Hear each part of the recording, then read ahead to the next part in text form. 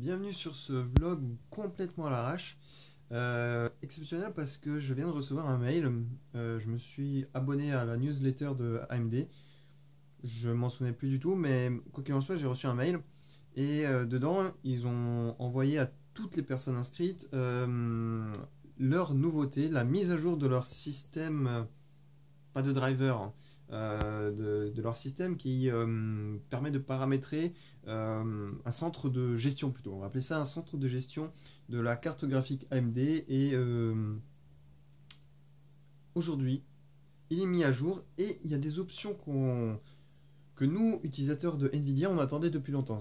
Beaucoup de gens utilisent Nvidia plus par dépit que par conviction. On utilise Nvidia parce qu'il y a des options, parce qu'il y a beaucoup de partenaires avec des jeux vidéo, donc les jeux sont bien optimisés, bien supportés, et il y a des options, tout un écosystème qui est vraiment très complet chez Nvidia, ce qui n'est pas le cas chez AMD.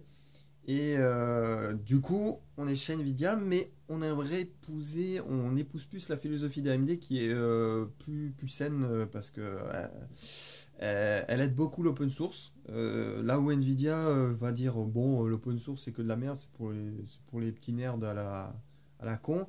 AMD c'est pas du tout ça en fait, ils vont fournir leurs drivers de manière open source, ils vont essayer de mettre des systèmes, des technologies qui sont open source, qui sont utilisables par tous, et notamment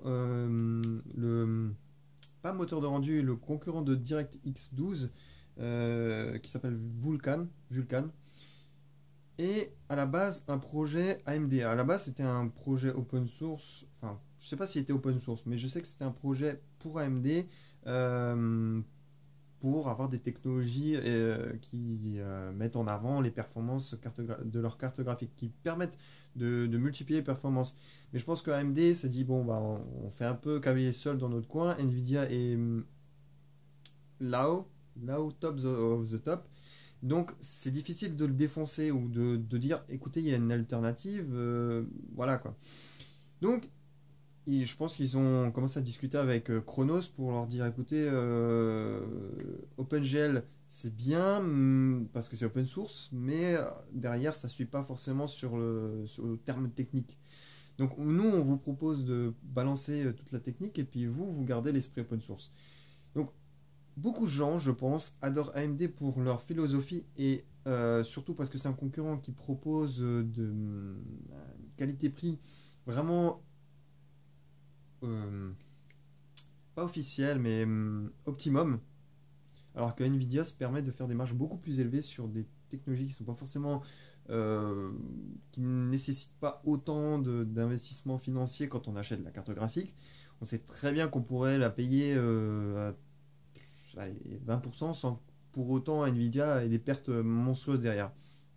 Voilà. Donc je suis super content qu'ils aient mis en place. Alors je vais essayer de retrouver exactement le nom qu'ils appellent ça. De toute façon vous allez trouver, hein, vous allez sur le net, vous allez même sur leur site officiel. Ils vous le présentent ça de long en large. Et pour le coup, c'est pas des paroles en l'air, c'est vraiment un truc que énormément de gens attendaient. Enfin, on s'y attendait pas parce que pour moi c'est une surprise, c'est pour ça que je fais cette vidéo, mais c'est un truc que inconsciemment tout le monde souhaitait. Ça s'appelle Radeon Relive et ça permet en fait de faire ce que fait Nvidia avec GeForce qui s'appelle Shadow, il me semble, Capture Shadow. Je sais plus exactement parce qu'ils ont changé de nom entre temps, donc ça s'appelle. Non, d'accord. Bon, bah, ils ont GeForce Experience. Il y a pas de nom. Y a pas de nom. Partagez vos plus grands moments de jeu. Bon, je sais pas, ils ont retiré le nom. Voilà, mais en gros, ça permet d'enregistrer vos sessions de jeu sans avoir Fraps ou DxTory ou quelque autre système propriétaire différent qui multiplie en fait les couches. Vous avez Nvidia GeForce, vous avez une autre application, puis une autre, encore une autre, sans arrêt. Ça, ça tue l'envie. En fait, vous avez une application qui fait absolument tout.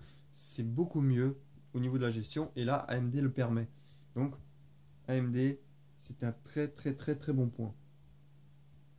Pouce bleu, mettez un pouce bleu pour AMD parce que ça fait plaisir. Alors là, sur mon ordi portable, j'ai actuellement une carte graphique, enfin, processeur graphique, c'est pas la même chose.